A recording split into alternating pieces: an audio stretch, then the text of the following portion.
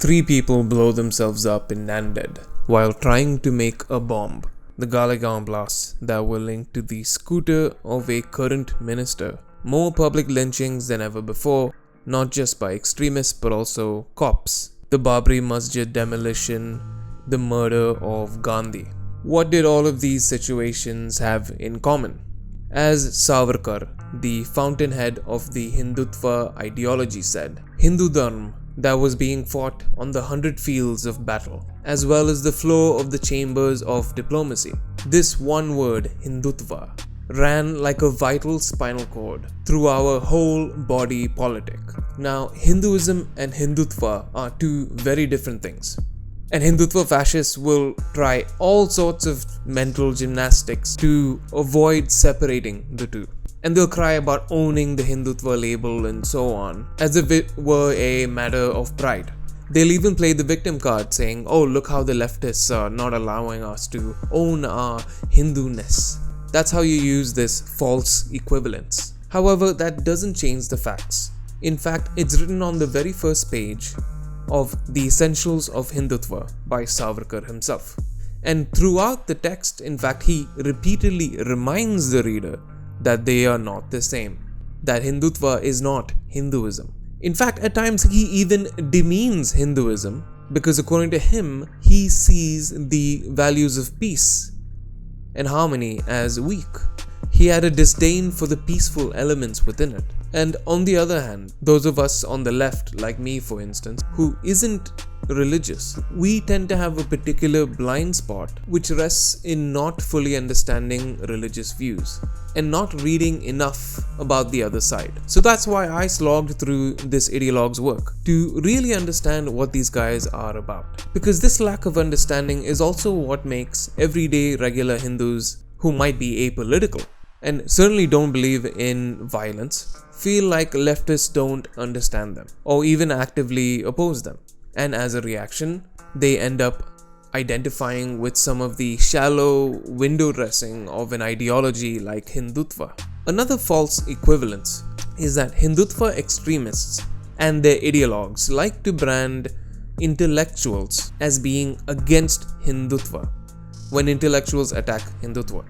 They'll brand anyone who talks about the insane rise in lynchings of minorities in India, or the attacks on students by the police in the country for peaceful protests, or the fact that more journalists than ever before have been slapped with colonial era sedition laws than ever before. Pointing these facts out is anti-Indian now. Even though most people are criticizing the ideology of Hindutva, this is being played as somehow against India. This is because they equate Hindutva with India, Modi with India. So any criticism of Hindutva means you are a traitor. Let's not forget that only 37% of the country's voter base actually voted for the BJP.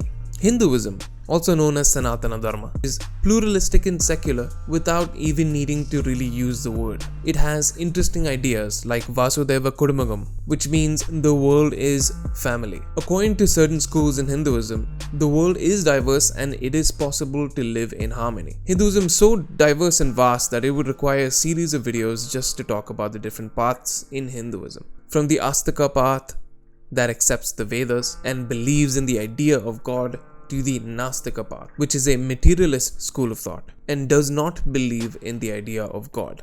This infographic over here hardly does justice to how vast it really is. However, Hindutva, which means Hinduness, is exclusionary by nature. It is not the same as Hinduism. The word doesn't show up in any ancient text either. It is a modern political philosophy inspired by Italian and German fascists. It centers around the supremacy of the Aryan race. It buys into the ideas of hierarchies. And in practice, there are so many questions about colorism, racism, racial purity, genetic superiority, and all that icky stuff. And the common foe they hyper-focus on here are minorities. Many right-wing simps and fanboys in India today attribute Hindutva to Savarkar. However, it was actually first coined by a Bengali writer, Chandranath Basu, in 1892. In his book, Hindutva, Hindur Prakrita Itihas, Who is a Hindu? And Savarkar, who was a pro-colonial fan of Hitler, went on to further develop it into the political ideology that drives the current ruling government of India, and it has its tentacles in every right-wing Indian on the planet, of which there are many.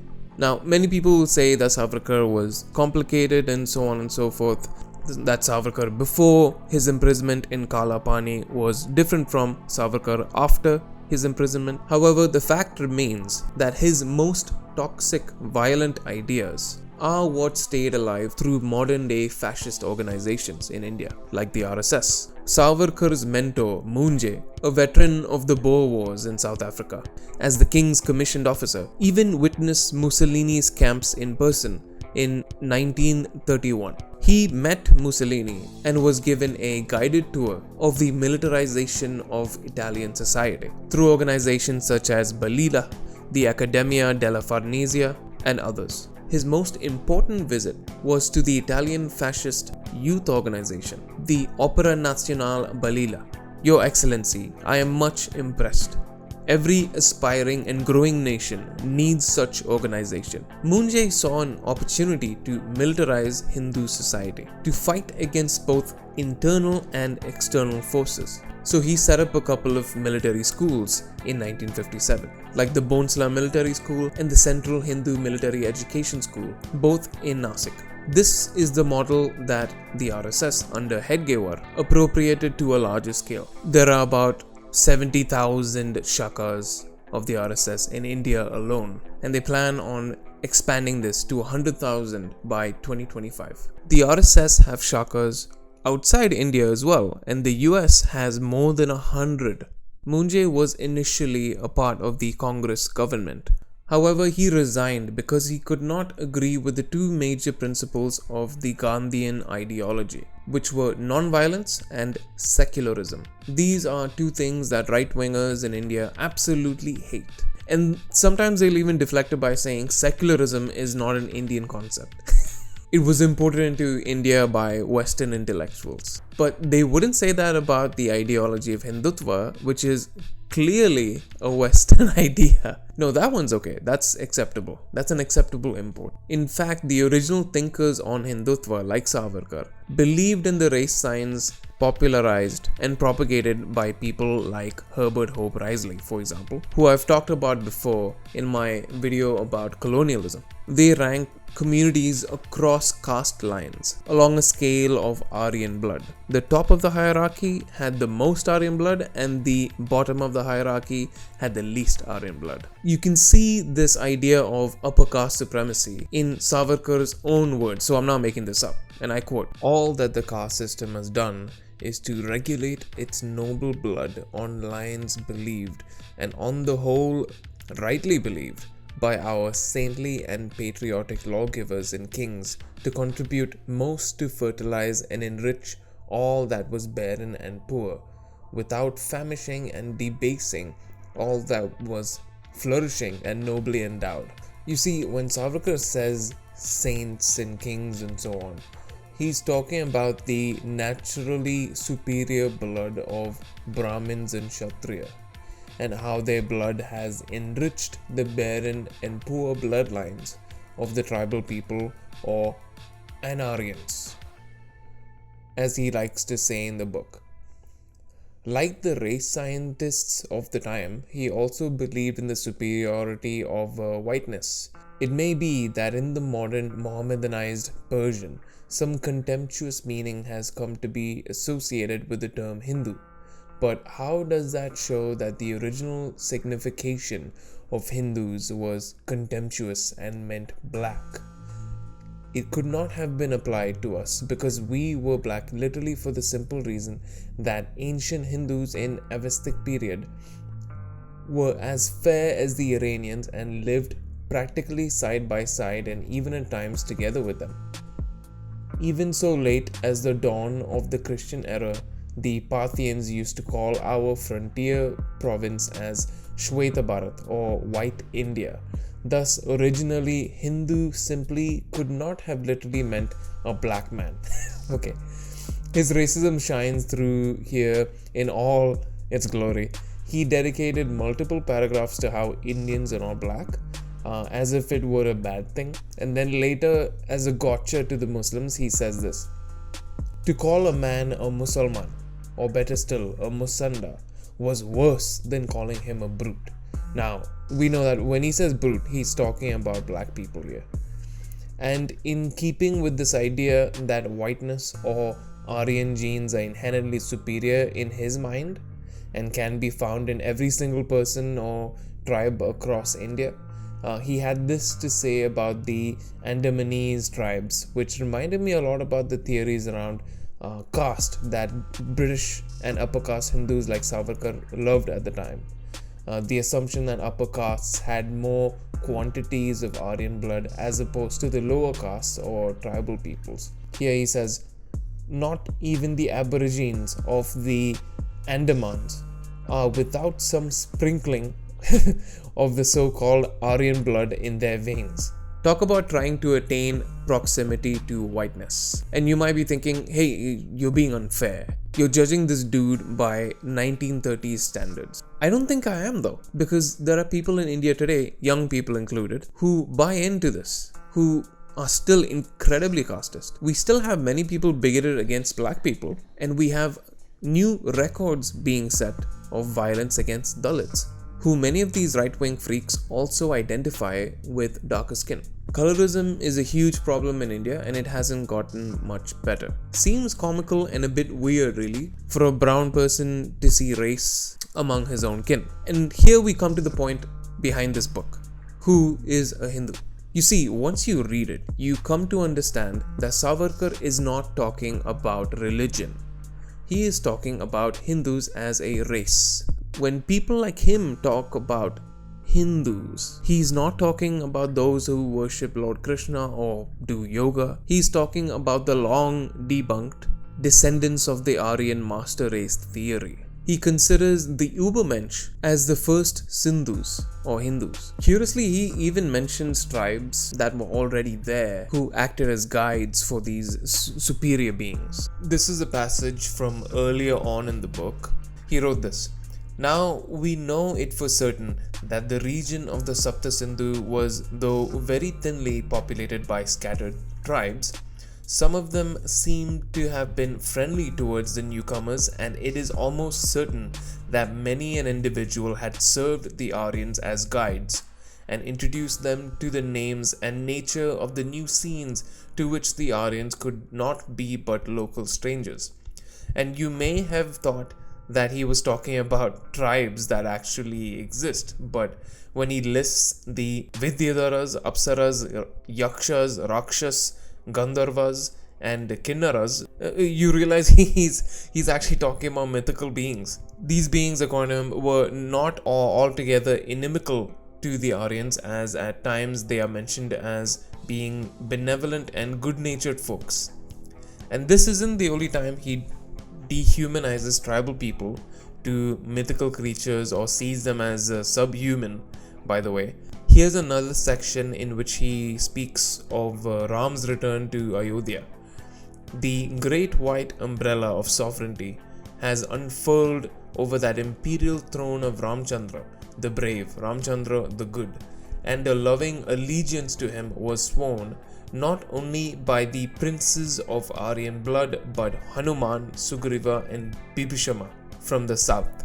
That day was the real birthday of our Hindu people. It was truly our national day for Aryans and Ana-Aryans knitting themselves into a people. I do encourage you to read the actual book and see what this freak says in full context, because these snippets don't do justice to just how idiotic Savarkar's ideas were. Here he is claiming that the true Aryans in the north of India and the non-Aryans of the demon races of the south came together and united to create a nation. Mythical racial past, check. Savarkar also spoke about this idea that not only must a person have a Pitrabhumi or fatherland, they must also have a Punyabhu, a holy land. He suggested that Hindus have the right to stay in India because their fatherland and their holy land are in congruence. However, when it comes to Muslims and Christians, apparently their fatherland is a match, but their holy land is not. This is the kind of mental gymnastics Savarkar was performing at the time. Anything to create hate and division, even back then, while the rest of the country was fighting to rid themselves of British imperialism. He literally wrote, "Nothing can weld a nation and nations into a state as the pressure of a common foe. Hatred separates as well as unites." Even when Savarkar talks about the caste system, and many of these right-wingers will say that Savarkar wanted to abolish the caste system and things like this, but he didn't want to abolish the caste system or annihilate the caste system in the same way Dr. Ambedkar did. In fact, Hindutva vadis only want caste to become invisible. Again, they don't want anyone to talk about it, and they want everyone to know their place. In their worldview, true harmony and peace will prevail when people know their place and stay in their lane, as is natural, and they cloak their rhetoric in a veil of social justice, while the putrid visage underneath is that of the Manusmriti. Even though Savarkar was a self-proclaimed atheist, he was an upper caste Brahmin and was respected among the Hindutva community because of that fact. After all, the RSS, Hindu Mahasabha, and so on and so forth, all of these right-wing organizations during the 30s and 40s and 50s and so on were predominantly upper caste. They believed that hierarchies are necessary. Now, if you're still wondering about how any of what I just said has to do with fascism, let's talk about that. Racism, nationalism, and religion are common factors in fascist politics across the globe. And before Mussolini used the word fascism, we had colonialism. The bones of this creature is not unique to the Hindutva ideology. So if you were planning on commenting something like this is an attack on Hindu identity or something, forget about it. In the early days of the colonial ventures, in the 1500s, the Portuguese and the Spanish invaders asked the Catholic Pope for his advice to understand the people and the culture of America. His answer clarified that either they would become Christians or they would be killed. Non-Christians in those days were seen as lesser human beings. Take the case of Ireland, for example, because skin color is just one component that defines racism. Another is religion. Ireland was Britain's first colony. It was Ireland that taught the British how to extract resources from already severely impoverished individuals. The British imported into Ireland people of the new religion of Protestantism in the 1660s. They wanted a separate group of people to collect taxes and to administer the region for them. So the Protestants became the intermediaries, and not surprisingly hated by the majority, who were Catholics. By the 20th century, Irish Protestants and Catholics might have had different skin colors. They lived completely separate lives. Intermarriage was deeply disliked and could lead to violence. During the second half of the 20th century, they even went to war over it, and they fought as if they were people of different races. The gluttonous demon of racism is a movable feast, and it has time and time again done the bidding of colonizers, whether it be Ireland, India, Sri Lanka, or Kenya. The grouping in India today is of the same intensity of xenophobia and nativism that could have been found in Ireland back then. The same separation of groups, hatred of intermarriage, and the same dominance of the leading group is seen in India today. Take even the founding of Turkey after the destruction of the Ottoman Empire by 1914 to 18. The new Turkey that arose from the ashes of empire fashioned itself along other contemporary colonial values. The political mechanism used by the new rulers were fascist in intention, and they used extermination of many minorities to create a more pure Turkic race. Yet Ataturk's Turkey is not usually understood as a fascist state, at least in Western literature. The once powerful and diverse Ottoman Empire that ruled for 500 years was fatally weakened by the 19th century. This was the time when Britain, US, and France and Germany had industrialized. The Ottomans' old political systems could not keep up with the change. So the new Turks began ridding themselves of the old scripts. And that change included ridding the country of its many minorities as well. This led to the killing of about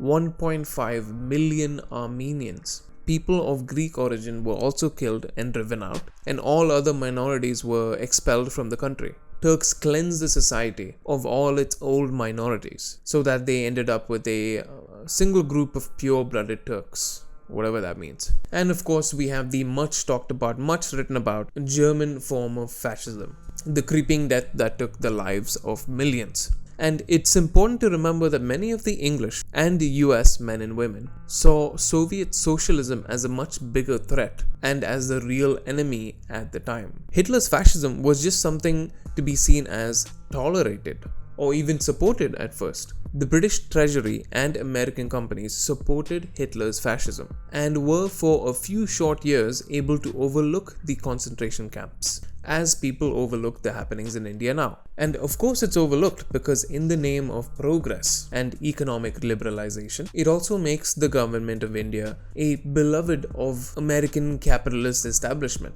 Policies that enrich the already wealthy and enfeebles the poor. This is something that we saw in real time in 2020 and 2021 during the year-long farmers' protests, in which the Modi regime put forward 3 acts that would allow businesses at the end of the chain to control and negotiate prices, while giving the 100 million plus farmers in India no guaranteed minimum price. But of course, these acts were decorated with words of being for the farmer, for the working class, but they were exploitatory by nature, and the farmers weren't stupid. And after a year-long protest, 700 dead, and international pressure, the regime was forced to repeal the acts. The farmers won in that situation. According to the ex-governor of Jammu and Kashmir, Satyapal Malik, Modi was arrogant about the farmer protests. When he told Modi that people were dying, all Modi had to say was, well, did they die for me?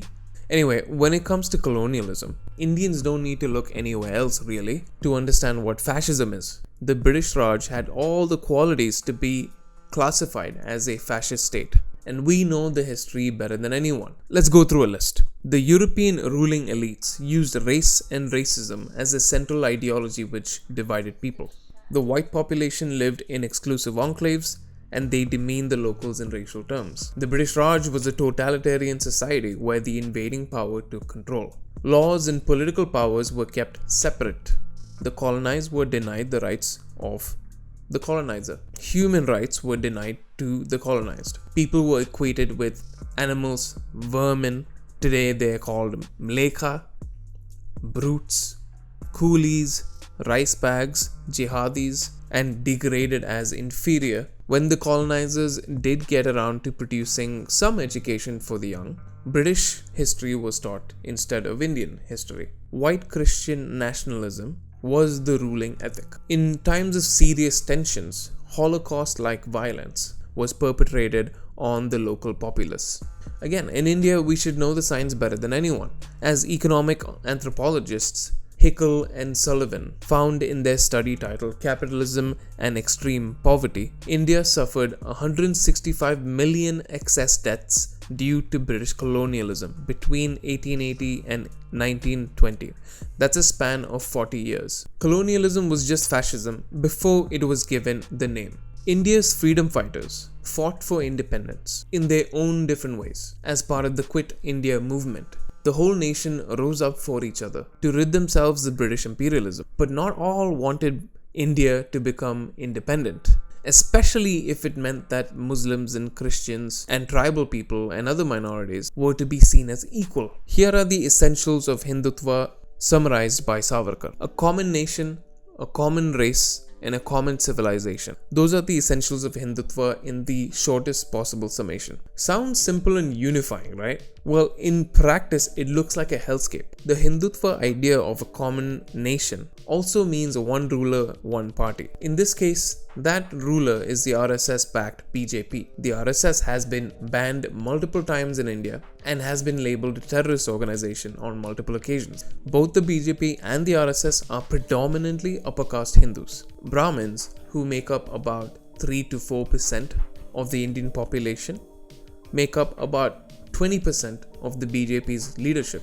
And when you include all the upper castes, they make up 70%.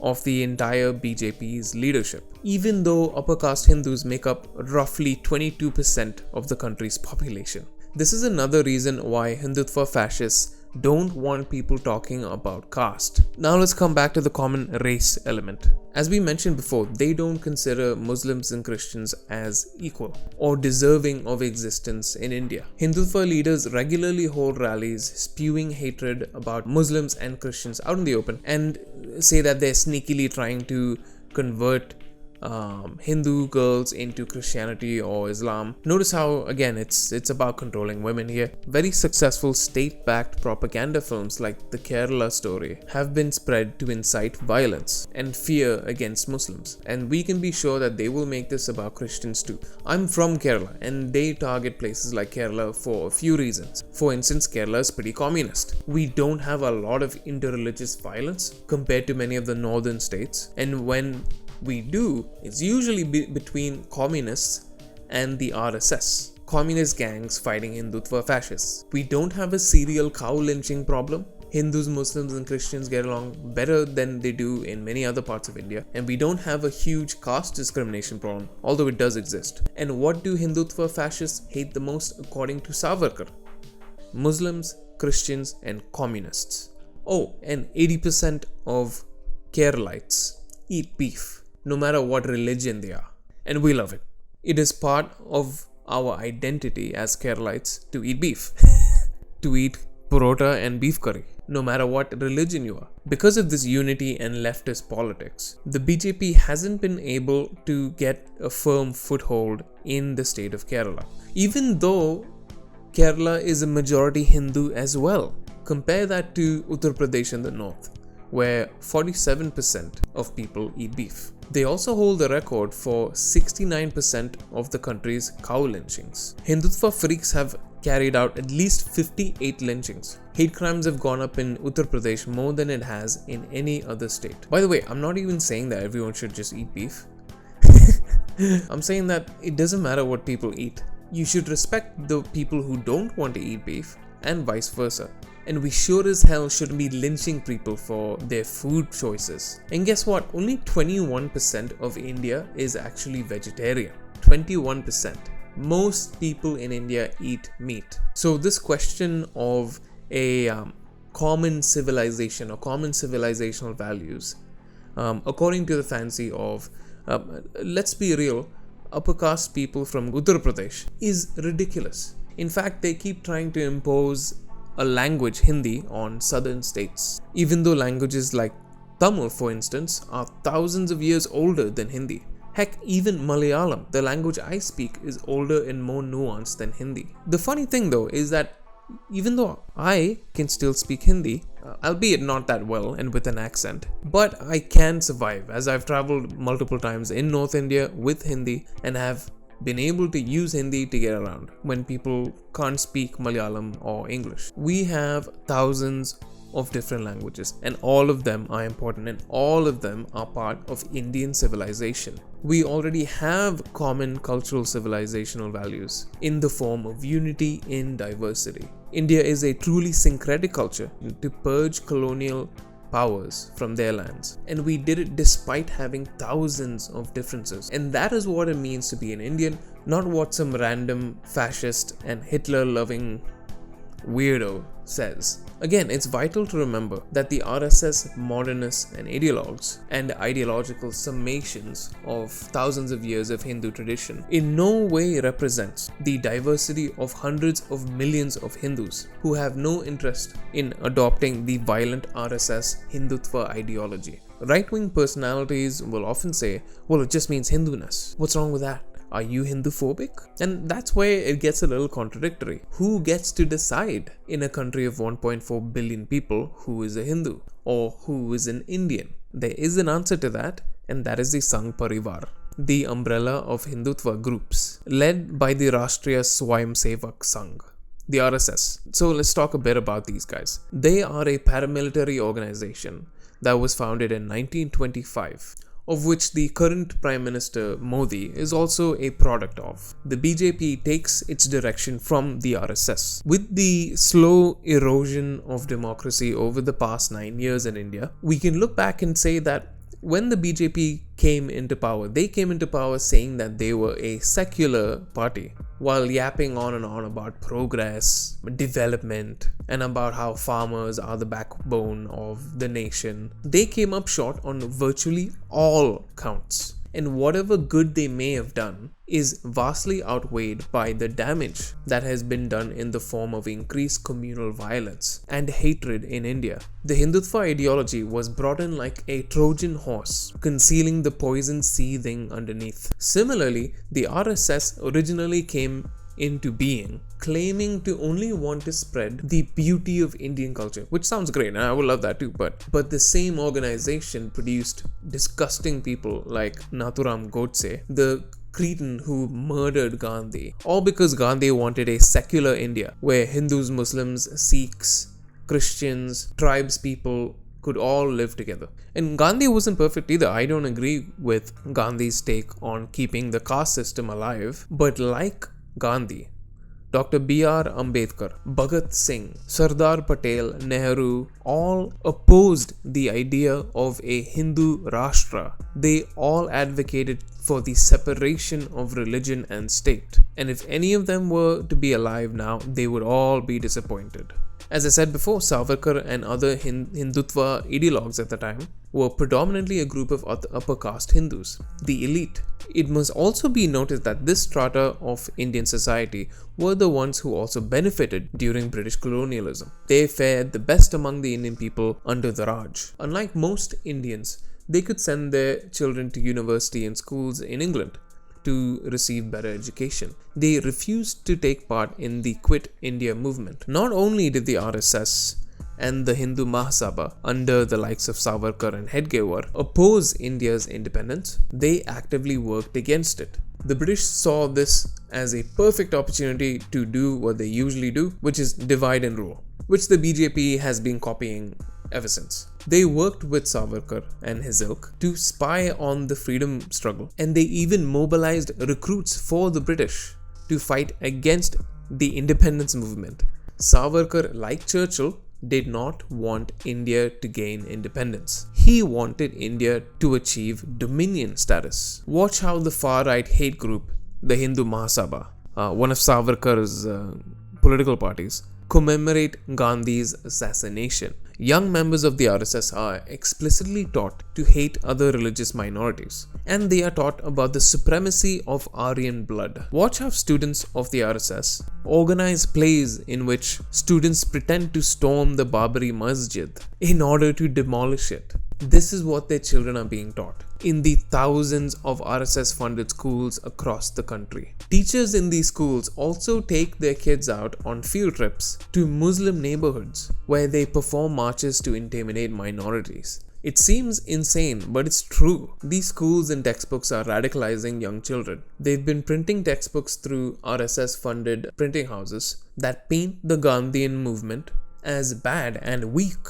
And they even have paragraphs dedicated to the disadvantages of the Gandhian freedom struggle, while at the same time, these same textbooks portray Hitler as a great leader and hero. They glorify him and do not criticize Hitler. And this is why you'll see many Indian right-wingers say that the only bad thing Hitler ever did was that he lost, leaving aside the fact that he murdered thousands, leaving aside the fact that he committed genocide. Now, these right-wingers usually counter this Hitler simping by saying, well, Hitler didn't kill Indians. Hitler thought Indians were great. It's Western propaganda that makes you think Hitler was a monster. To Indians, Churchill is the real monster. And while that is true, we all know that Churchill killed millions of Indians through famine. He was racist and he was horrible. But how does that make Hitler better? Indian right-wingers forget that 2.5 million Indians fought Nazis in World War II as part of the British Army. They were the largest volunteer army ever raised. So clearly our boys back then hated the Nazis too. So I wonder where these guys get this love for Hitler from. Also, this reveals just how bad some of our history books have been by leaving key information about the Holocausts, like how 500,000 Romani and Sinti were also massacred by the Nazis. These ethnic groups originated from India, Heck, they even worship Kali in the form of Black Sara to hide the fact that they were practicing Hindu rituals from European rulers. But I guess they don't count as Indian to Indian right-wingers. Remember how the Nazis visited the US to study how well the Americans oppressed black people, so they could do the same in Germany against the Jews? Well, Heinrich Himmler, the leader of the SS, also sent a group of 5 Nazi researchers to the Himalayas to find evidence of Atlantis and traces of the Aryan super race myth. This was another thing that gave people like Savarkar a hard on. They bought into race science because it conveniently fit into the idea of caste as well. You even had freaks like Savitri Devi, a French-born Greek fascist, who also believed that Indians were the long-lost Aryan race. She was an Axis spy who lived in India and continued to do so until she died in the 80s. She wrote insane books espousing the Nazi ideology, basically Hindutva, calling for Hindus to be vigilant and calling for the same nonsense that Savarkar called for. She believed in the supremacy of upper caste Hindus and also called for the building of Greater India, Savarkar's theory of Akhand Bharat. Remember Greater Germany? She suggested that every Hindu should work towards the creation of a Hindu Rashtra. She also suggested that every Hindu should accept the power of the upper caste because they were a true representation of pure Aryan ancestry. And she also advocated for defending Hindu interests as defined by the upper castes. So basically the RSS and the BJP today. Oh, and guess who's a fanboy of Savitri Devi? Richard Spencer. Yeah, and by the way, you don't have to look too hard to find some right-wing nut jobs calling for invasion and colonization of Pakistan-occupied Kashmir or Tibet, all in the name of this idea of Akhand Bharat. While my friends and I also went through Indian school systems, lucky for us, it wasn't one that was glorifying Hitler. However, we did not learn enough about why Hitler was bad and why fascism was bad. In our schools, it was more important to memorize dates and vomit them onto a paper, and unfortunately, learning what fascism really is probably going to be a lot harder for newer generations in India because the Modi regime has deleted chapters about diversity in political thought from textbooks, among many other important chapters, including chapters about the concept of untouchability and caste, which are massive issues in India today. They've even deleted a few details about Gandhi's assassination that links the killer Nathuram Godse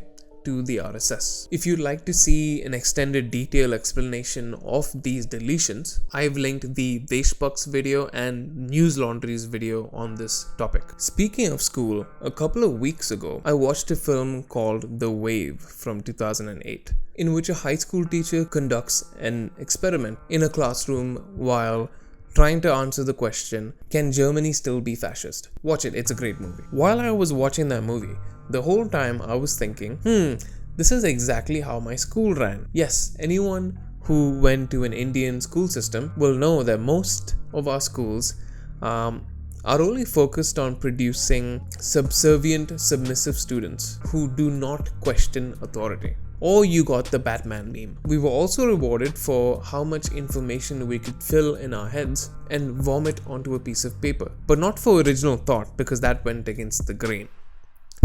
#merit. So what happens when you apply onto that colonial form of school system a fascist, hateful ideology? Many of us were primed from school to be obedient boys and girls, and this provides the best clay for organizations like the RSS. Let's talk about Hindutva and women. Fascist ideologies also have an obsession with controlling women's bodies. Hindutva is no different. While RSS schools around the country will have pictures of Bharat Ma over a background of Akhand Bharat, you'll notice that she's holding an RSS saffron flag and not the Indian one. Like the Nazis, the RSS is obsessed with producing supreme Aryan babies. So there is a very real initiative called the Garbh Vigyan Sanskar, which translates literally into uterus science culture. It is an offshoot of Arogya Bharati, which is the health wing of the RSS, and it is committed to creating the Ubermensch. I mean, Uttam Santati. The claim is that by following the instructions put together by this outfit in the form of various programs, one can give birth to children who are tall and fair even if their parents are not. A custom baby. And this is all based on eugenics. This is the Indian Lebensborn and is happening right now. The disgusting views on race and the control of women can be seen even from the mouths of RSS ideologues like Golwalkar, who was the supreme leader of the RSS. According to the RSS journal organizer, Golwalkar was invited to address the students of the School of Social Science of Gujarat University on December 17th, 1960. In this address, he said, "Today's experiments in crossbreeding are made only on animals, but the courage to make sure experiments on human beings is not shown even by the so-called modern scientists of today. If some human breeding is seen today, it is the result not of scientific experiments but of carnal lust. Now let us see the experiments our ancestors made in this sphere. In an effort to better the human species through crossbreeding, the Nambudiri Brahmins of the north were settled in Kerala, and a rule was laid down that the eldest son of a Nambudiri family could marry only the daughter of Vaishya, Kshatriya or Shudra communities of Kerala. Another more courageous rule, according to him, was that the first offspring of a married woman of any class must be fathered by a Nambudiri Brahmin, and then she could beget children by her husband. Today, this experiment would be called adultery, but it was not so, as it was limited to the first child. There's obviously a lot wrong with that. Savarkar as well had some choice things to say about women. A historical figure that Hindutva freaks love to appropriate is Chhatrapati Shivaji Maharaj, the great Maratha emperor, who worked with Hindus and Muslims alike, and whose own father, Shah Ji, was named to honor a Muslim saint, Shah Sharif. When Shivaji raided Kalyan in 1667, the Bijapur governor Mullah Ahmad's young daughter-in-law fell into the hands of a Maratha officer, Abaji Sondev. Abaji sent the lady with an escort to Pune, believing that she would be an acceptable present for his master. However, Shivaji, who grew up worshipping his mother, the same Shivaji that banned prostitution and dancing girls from his armies, sent the girl back to her home. He said, "Oh, how nice would it have been if my mother were as beautiful as you. If she were, then I would have been as beautiful as you." She was sent back home with apologies for her capture. This is a famous story that many present-day Maratha people know. However, the Hindutva poster boy Savarkar thought this was a weak move. In the book 6 Glorious Epochs of Indian History, Savarkar derided the Maratha ruler, basically saying that Shivaji's move was not alpha enough. And then he goes on to talk about how R word is a political tool. Search for the book and read it in its entirety if you're interested in understanding this man's depravity. He's got a lot of weird shit to say about it. Did I mention that there are no women in the RSS, the main Hindutva group? When the wives of many of the RSS workers asked to join the outfit, the leaders of the RSS asked them to make their own. So they did. It's called the Rashtra Sevika Samiti. Now, even if you don't speak Hindi or vaguely grasp Sanskrit, you can tell how Rashtriya Swayam Sevak Sangh and Rashtra Sevika Samiti both differ in auditory impact. While the Sangh has 3,000 pracharaks, the Samiti has only 52. Pracharaks are lifelong members who take oaths to further the cause of the organization. The pracharaks of the Samiti, however, have to also take an oath to celibacy. Oh, what a surprise. And just look at how the BJP treats the 15th President of India, Draupadi Murmu, a member of the Santal tribe. The Prime Minister's office clears every speech and public interaction she has. She wasn't even allowed to be present for the inauguration of the new parliament on 28th May, or rather the coronation of Modi by an army of priests and a celebration of Savarkar's birthday. She wasn't allowed to be present because of casteism, and also she's a woman. Caste has an interesting part to play in the Hindutva worldview. It is important to note that part of the game plan to make Hindus seemingly unite as one is to gain a numerical advantage over Muslims and Christians in the country. However, the Dalit, OBC and tribal communities make up 70% of the country's population, and they form an overwhelming part of the mobs and muscle of the Hindutva movement. They also take most of the physical losses when it comes to rioting and violence, while the upper caste leaders of these movements don't suffer a single scratch. This is because the Hindutva leadership believes that everyone has a function, and the function of the lower castes are to be used as bodies to labor for the good of the movement. Everyone has their place and their use according to Hindutva. Such is the nature of the still very prevalent caste system. Take the case of the Babri Masjid demolition, an act of Hindutva terror from the 90s. While it was orchestrated by the leaders of the Hindutva movement from the Hindutva group Vishwa Hindu Parishad, the muscle who died predominantly on the ground were Dalit and OBCs. This trend is seen throughout a lot of the violence. The leaders of these movements that hand these lower caste community people weapons will tell them that they will be respected as Kshatriya, a higher caste, in carrying out violence. It's pretty disgusting. In the book I Could Not Be a Hindu, ex-RSS worker and member of the Dalit community, Banwar Megwanshi, spoke about his experiences of working with the RSS. He also spoke about how the leaders of the Hindutva groups wouldn't eat the food he offered because he was a Dalit. The leaders said that they'd eat the food later and took it with them, but Banwar later found out that they just threw it in the garbage. It's as Maua Moitra said recently, once the Muslims and the Christians are gone, there will be no Hindus. There will only be Brahmin, Kshatriya, Vaishya and Shudra, in that order. And that is the true Hindu Rashtra that these freaks are trying to create. Hindutva is a culmination of the worst aspects of a mind insecure about the future of their supposedly great and superior race. A manifestation of a kind of pearl clutching, protecting people who you claim to be yours from an imaginary threat. As I mentioned before, they have dehumanizing words for dissenters. One of them is the word mlekha. It is a Sanskrit word that refers to anyone who resides outside the caste system, which includes foreigners. It also includes those of an incomprehensible speech of barbarous origin. Tribal people of India are also considered mlekha by some of these freaks, and they are deemed impure. Again, this obsession with purity rears its ugly head once more, just like in other cultures like Japan. If you have any doubt that anyone who supports the BJP isn't casteist, then all you need to ask them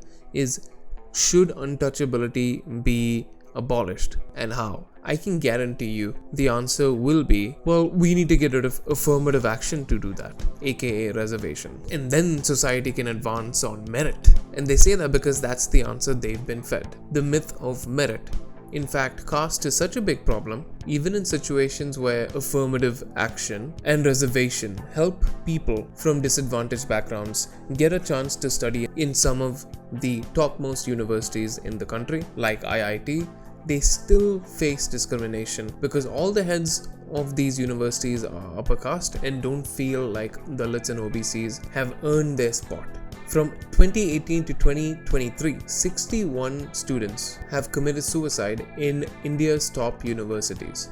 IIT, NIT, IIM, and IIT was responsible for 33 of them, the main cause being because of caste-based discrimination. Things like vegetarian and non-vegetarian segregated lunchrooms are things that keep casteism alive, well, and thriving. Yet, the government decided to delete the chapter on untouchability from our history textbooks. How does Hindutva work in the modern day? Modern day Hindutva focuses on controlling the masses through a personality cult and redefining what it means to be Indian. It excludes anyone who is not a Hindu or a Hindi speaker, and it openly states that the enemies of Hindus are other religions. and everyday Hindus are being taken for a ride by being made to feel like victims of some grand conspiracy, and many are radicalized, which makes Hindutva extremists no different from ISIS recruits. Except in this case, the party in power, the BJP, allows it to happen. Heck, there have even been recordings of the police joining in on the violence against student protesters who were protesting against CAA. And if you happen to look like a minority, then you are really in for it. You'll see many people getting whipped up in this fear and supporting Hindutva extremists. Quote-unquote centrist podcasts frequently ask the question, what is the role of Muslims in New India? There are no Muslims in the room usually either, and to which the answer usually is, well, it's up to them to decide, for them to prove their allegiance to India. India is accepting of all minorities. We are pluralistic.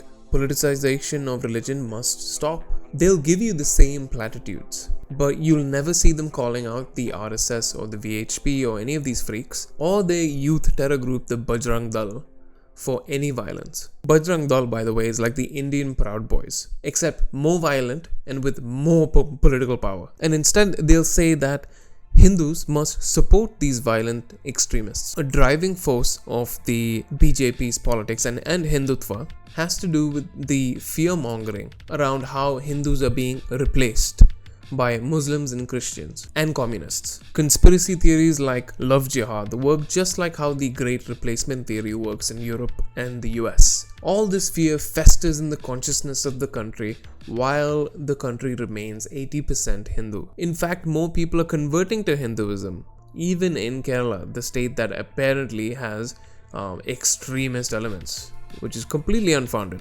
For every person choosing to, say, convert to Buddhism or Christianity or whatever it is, there are the same amount of people, if not more, converting to Hinduism as well, so it balances out. Conversion is not a very common phenomenon in India. We even have our own bargain bin Ben Shapiro, who masquerades as an intellectual lawyer and copies European bigots' ideas of demographic change and why it's bad. And it's hard to find professions that we Indians simp harder for than lawyers, engineers and doctors. Usually in that order. People like Sai Deepak and by proxy his worshippers feel like they are unabashedly nationalist for demonizing Muslims, Christians and other minorities, even though they merely wear the aesthetic of Hinduism. You know, a saffron shawl here, chant a Sanskrit shloka there, while openly calling for violence against minorities in public, cosplay as a sage or a yogi, even though everyone knows you're a terrorist with a record.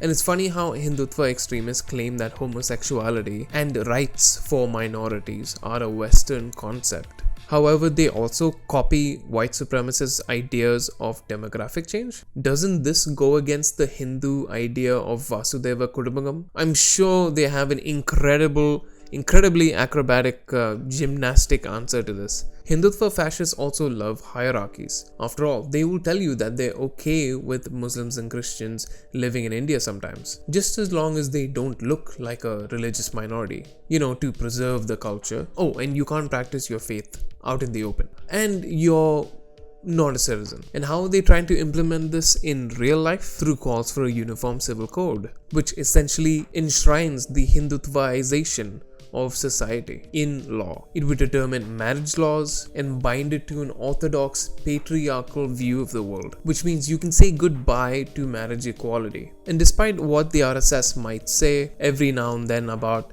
allowing Dalits to grow and prosper within the RSS, one need only look at the leadership of the RSS to see who is in power and why. Hindutva is an upper caste game. Another thing that Savarkar was known for was creating a group called Abhinav Bharat, Young India. Again, copying, Mazzini's Young Italy and so on and so forth. He didn't have a single original thought. But anyway, he ran that to spy and run political hit jobs. It was eventually disbanded in 1954, but it's been revived in his name in 2006 by a historian and an Indian army vet. This new Abhinav Bharat, by the way, is so far right that they've tried to assassinate the current chief of the RSS, Mohan Bhagwat, because they felt he wasn't Hindutva enough. These guys were later linked to the Malegaon terror attacks in 2006 in Maharashtra, for which 9 Muslim men were arrested by the anti-terror squad of Maharashtra without any evidence. This case was later taken over by the CBI, which came to the same conclusion. But in 2011, it was taken over by the National Investigation Agency, NIA, which declared that the 9 Muslim men were wrongfully convicted without any evidence after 5 years of prison time. The NIA also concluded that the real culprits were Hindutva freaks and even named Abhinav Bharat. Meanwhile, a series of bombings happened in 2006, 2007 and 2008. Specifically, the Nanded bombing of 2006, in which the anti-terror squad of Maharashtra claimed that the blast occurred accidentally at the residence of an RSS worker, Lakshman Rajkondwar, his son Naresh and Himanshu Panse. Both members of the VHP died in the bomb blast, and they died while assembling the bomb. Investigators believe that they were planning on attacking a mosque in Aurangabad. The 2007 Samjauta Express bombings, the 2007 Mecca Masjid bombings, 2007 Ajmer Dargah bombings, Jalna Mosque bombing, and of course the 2008 Malegaon bombing, where an explosive strapped to a scooter went off near a mosque, killing 6 people and injuring 100. Combined, more than 100 people died in those bomb blasts. Investigators retrieved the said scooter days later at Malegaon in 2008 and found that it was registered under the name of Pragya Thakur, who was arrested and sent to prison for 8 years. Another Hindutva extremist, Sunil Joshi, who was linked to all the bombings, was shot dead in December 2009 by his own people. Investigators implicated 7 Hindutva extremists, including Pragya Thakur, in his murder. They said that they were conspiring to murder Joshi to keep the truth of the bombings from getting out. However, now all 7 of these people have been acquitted of all charges, and today Pragya Thakur walks free. She is now a BJP MP and sitting member of the parliament. She continues to spew hatred and has emboldened many more Hindutva extremists to act with impunity. Anyway, after all of this, if you still have any doubt that Hindutva isn't fascist or something like that, let's quickly summarize using the actions of the BJP and the RSS. 1. Create a mythical past and craft a narrative of loss, humiliation, persecution that makes the majority feel victimized, along with the myth of a Hindu Rashtra. Paint all Muslims as the reason for all of India's problems. Boycott Muslim and minority-owned shops, an attempt to financially disadvantage the communities. Paint any dissenters as anti-national, woke, or Pakistani agents or something. Silence and imprison intellectuals and journalists. Silence communities of artists, artists like stand-up comedians.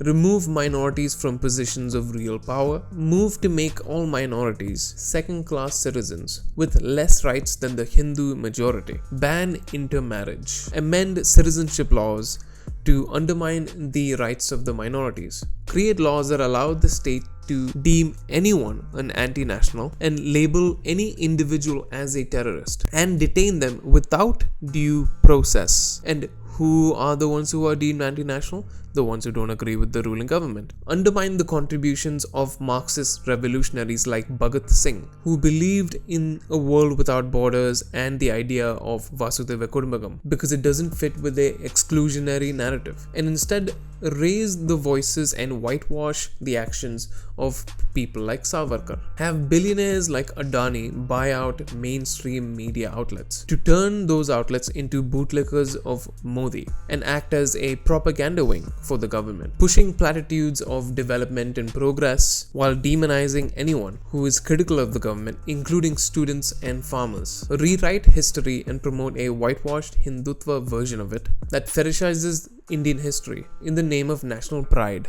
which could naturally lead to to a form of Indic chauvinism. You could say is the most American thing about them. We have examples of societies today that chose to hide their white supremacist histories. Just look at American textbooks. This form of our country is the best country, and Americentrism, despite all the war crimes and bombings, neocolonialism and so on, fund and sanction propaganda films aimed at inciting fear and terror among the minorities, allow pogroms and ethnic cleansing to be carried out under the watch of the ruling government and the authorities, use young violent extremist groups like Bajrang Dal, like Hitler used the brown shirts of Nazi Germany, to police, control and intimidate voters, use Israeli spyware Pegasus to spy on Indian citizens. So yes, it's pretty fascist.